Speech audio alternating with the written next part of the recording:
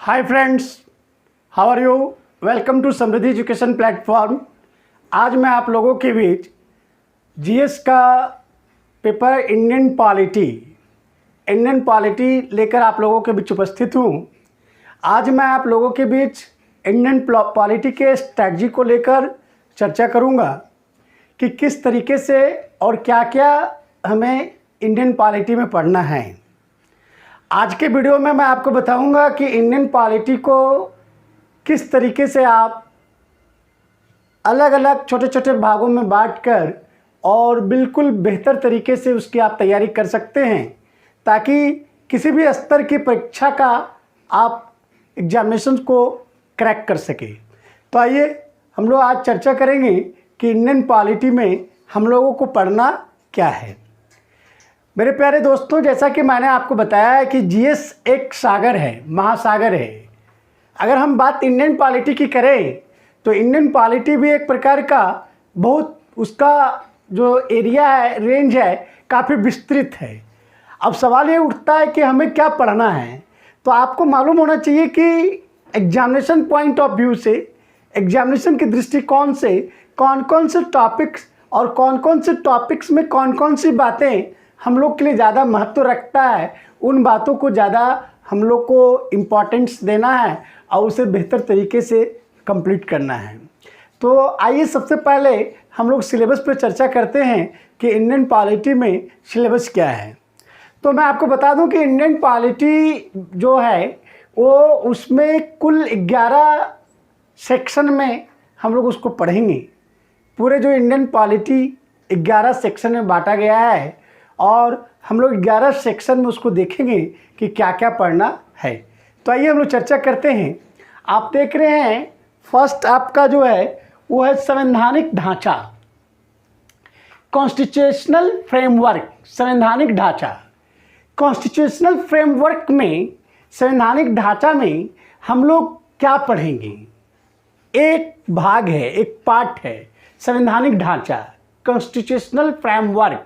यानी जो कॉन्स्टिट्यूशन का जो फ्रेम तैयार किया गया है, कॉन्स्टिट्यूशन के फ्रेम में किन किन बातों को शामिल किया गया है, अगर उस पर गौर करें तो है ऐतिहासिक पृष्ठभूमि। आपको मालूम होगा कि संविधान जो हमारा बना है उसके पीछे एक इतिहास रहा है, उसके पीछे एक हिस्ट्री है।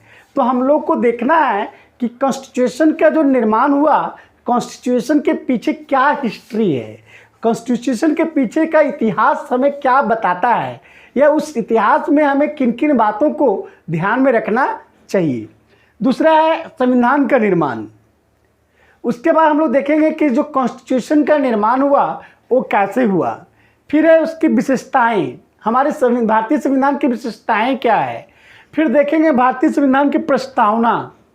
फिर है उसका संघ एवं इसका क्षेत्र, चूँकि भारत क्या एक संघ है और तो भारत संघ है और उसका क्षेत्र क्या है उसके बारे में चर्चा करेंगे। फिर है नागरिकता, फिर नागरिकता का मूल अधिकार, राज्य के नीति निर्देशक तत्व, मूल कर्तव्य, संविधान का संशोधन और संविधान की मूल संरचना। तो ये सारे पॉइंट्स को हम लोग एक जगह पे क्लब करके और उसका एक चैप्टर का नाम दिया गया है जिसे हम लोग कहते हैं संवैधानिक ढांचा। अब आप सोच लीजिए कि संवैधानिक ढांचा कितना इंपॉर्टेंट है। आप किसी भी स्तर के एग्जामिनेशन को उठा लें, चाहे वो एसएससी का हो या स्टेट पीसीएस का हो या यूपीएससी का हो, फंडामेंटल राइट्स, मूल अधिकार से क्वेश्चंस रहते हैं। डीपीएसपी, राज्य के नीति निर्देशक तत्व से क्वेश्चन रहते हैं। हिस्टोरिकल बैकग्राउंड, उससे भी क्वेश्चंस रहते हैं। तो यह जो चैप्टर है वो एग्जामिनेशन पॉइंट ऑफ व्यू से वेरी वेरी इंपॉर्टेंट है।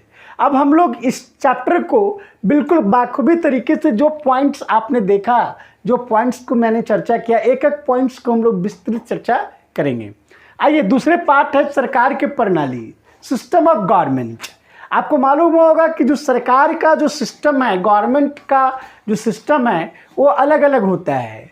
जैसे एक है संसदीय व्यवस्था जिसको हम लोग पार्लियामेंट्री सिस्टम कहते हैं। फिर है संघीय व्यवस्था, फेडरल सिस्टम। फिर केंद्र राज्य संबंध, अंतर्राज्यीय संबंध और आपातकालीन प्रावधान।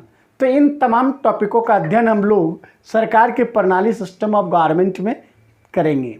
हम इसमें देखेंगे कि आखिर संसदीय प्रणाली और संघीय प्रणाली में क्या अंतर है, पार्लियामेंट्री सिस्टम और फेडरल सिस्टम में क्या अंतर है, पार्लियामेंट्री सिस्टम और फेडरल सिस्टम में क्या समानता है।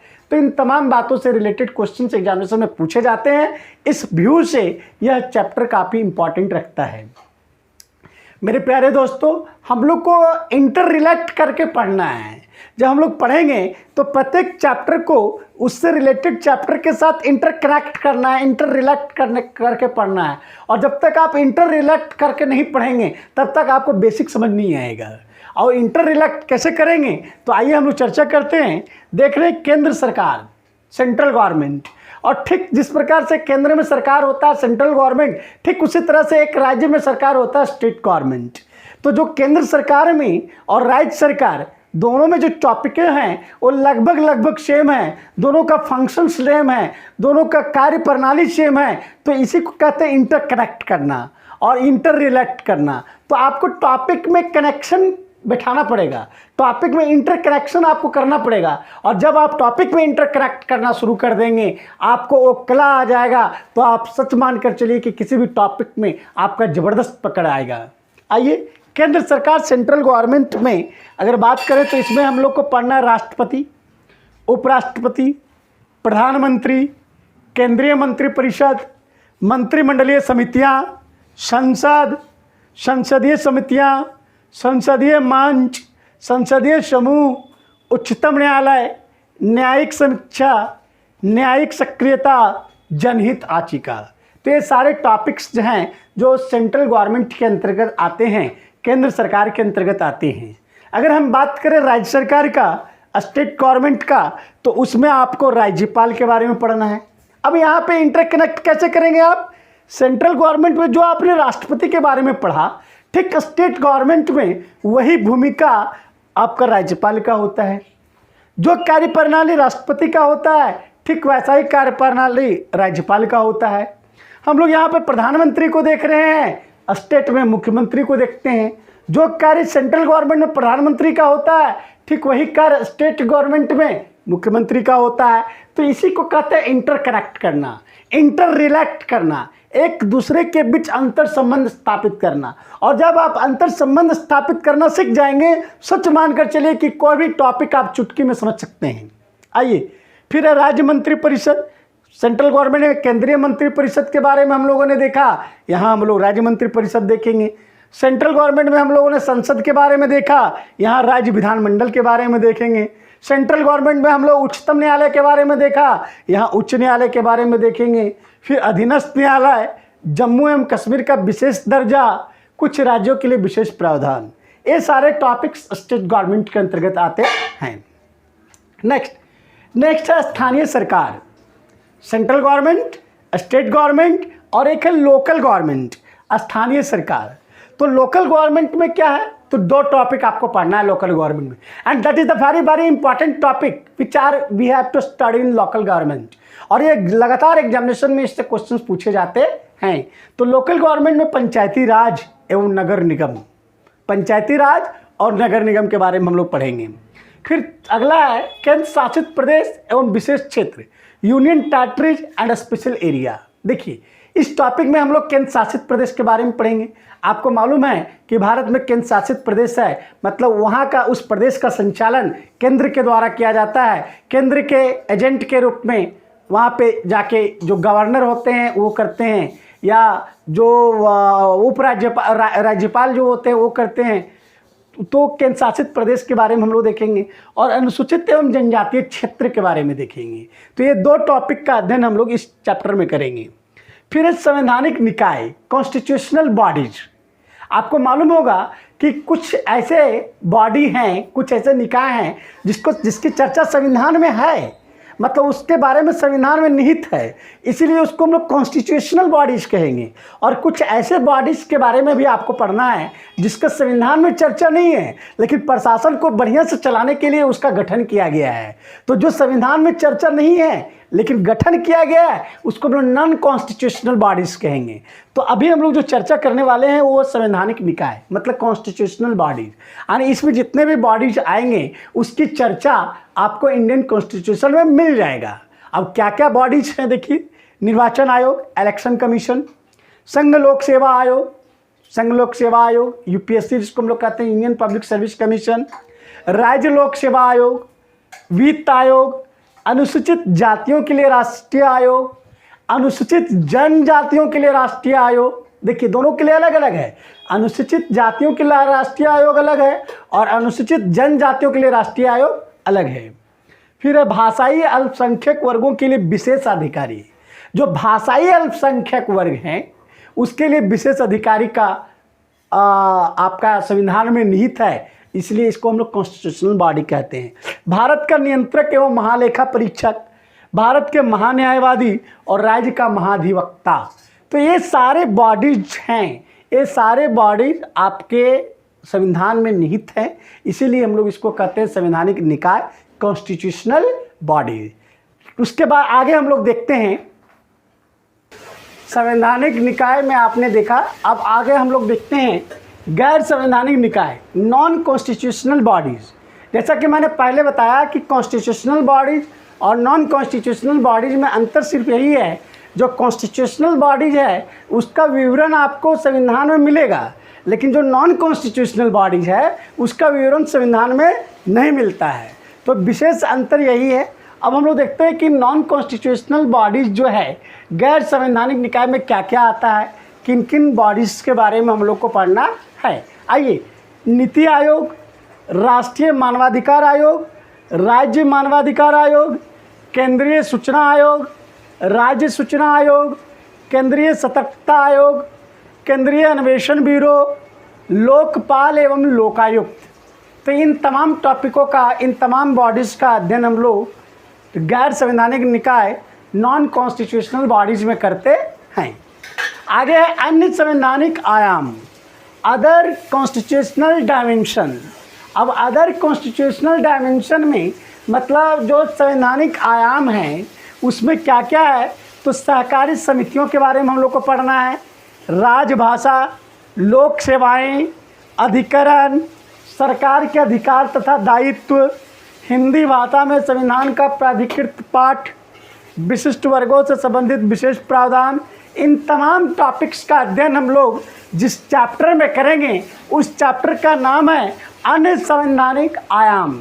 मतलब जो कॉन्स्टिट्यूशनल भी नहीं है, नॉन कॉन्स्टिट्यूशनल भी नहीं है, कॉन्स्टिट्यूशनल और नॉन कॉन्स्टिट्यूशनल के अलावा एक तीसरे वर्ग में रखा गया है। फिर है राजनीतिक गतिशीलता, पॉलिटिकल डायनेमिक्स। हम लोग पॉलिटिकल डायनेमिक्स में देखेंगे क्या क्या किन किन बातों का अध्ययन पॉलिटिकल डायनेमिक्स में करेंगे। तो आइए, पॉलिटिकल डायनेमिक्स में राजनीतिक गतिशीलता में हम लोग राजनीतिक दल के बारे में पढ़ेंगे, पॉलिटिकल पार्टियां के बारे में पढ़ेंगे, निर्वाचन, मतदान व्यवहार, चुनाव कानून, चुनाव सुधार, दल परिवर्तन कानून, दबाव समूह, राष्ट्रीय एकता, विदेश नीति। यानी इन तमाम टॉपिक्स को हम लोग राजनीतिक गतिशीलता कहते हैं, चाहे वो विदेश नीति से रिलेटेड हो, चाहे वो पॉलिटिकल पार्टी से रिलेटेड हो, चाहे राष्ट्रीय एकता से रिलेटेड हो, इसको हम लोग पॉलिटिकल डायनामिक्स राजनीतिक गतिशीलता के चैप्टर के अंतर्गत रखते हैं। एंड लास्ट 11वां जो चैप्टर है आपका वो है संविधान की कार्य प्रणाली, वर्किंग ऑफ द कॉन्स्टिट्यूशन। आखिर हमारा जो संविधान जो कार्य करता है उसकी प्रणाली क्या है, उसके सिस्टम क्या है, इसमें हम लोग अध्ययन करेंगे। संविधान की कार्य प्रणाली की समीक्षा करने के लिए राष्ट्रीय आयोग, क्योंकि संविधान जो कार्य करता है उसकी समीक्षा करने के लिए एक राष्ट्रीय आयोग का गठन किया गया और उस आयोग को यह दायित्व दिया गया कि आप यह देखें कि जो संविधान है उसकी कार्य प्रणाली कैसा है, वो कैसा कार्य कर रहा है और उसकी समीक्षा करना है। क्लियर? तो ये तमाम टॉपिक्स है जो इंडियन पॉलिटी को 11 भागों में बांटा गया है और 11 भागों में हमने उस तमाम टॉपिकों का आपके साथ चर्चा किया जिससे हमको अध्ययन करना है। मेरे प्यारे साथियों, देखिए आपका इंडियन पॉलिटी में जो 11 पार्ट है, 11 पार्ट में जो सब टॉपिक्स हैं, अगर आप एक एक टॉपिक्स को ऑन टंग आपका होना चाहिए, सिलेबस ऑन टंग होना चाहिए। अगर आपका कॉन्स्टिट्यूशनल फ्रेमवर्क की बात अगर कोई करे तो आपको पता होना चाहिए कि कॉन्स्टिट्यूशनल फ्रेमवर्क में हमें क्या क्या पढ़ना है। अगर सेंट्रल गवर्नमेंट की बात करें तो आपको पता होना चाहिए कि सेंट्रल गवर्नमेंट में हमको क्या क्या पढ़ना है, स्टेट गवर्नमेंट में क्या क्या पढ़ना है, लोकल गवर्नमेंट में क्या क्या पढ़ना है, कॉन्स्टिट्यूशनल बॉडीज़ में क्या क्या पढ़ना है, नॉन कॉन्स्टिट्यूशनल बॉडीज़ में क्या क्या पढ़ना है। मतलब एक एक टॉपिक आपको ऑन टंग होना चाहिए। और अगर आपको टॉपिक ऑन टंग हो गया तो आप सच मानकर चलिए कि आपका 25% सिलेबस कंप्लीट हो गया। आप अधिकतर ऐसे स्टूडेंट्स आपको मिल जाएंगे जो तैयारी कर रहे हैं, उनसे आप पूछिए कि सेंट्रल गवर्नमेंट में क्या क्या पढ़ना है, आपको 90% स्टूडेंट ऐसे मिलेंगे जो आपको नहीं बताएंगे। लेकिन अगर आप सचमुच तैयारी करना चाह रहे हैं, सचमुच एग्जामिनेशन को क्रैक करना चाह रहे हैं, तो पहला मंत्र आप मानकर चलिए कि आपको सिलेबस ऑन टंग होना चाहिए, इसमें कोई किंतु परंतु ना हो। तो मेरे प्यारे साथियों, आपको जीएस में क्या पढ़ना है, इससे ज़्यादा इम्पोर्टेंट है क्या छोड़ना है।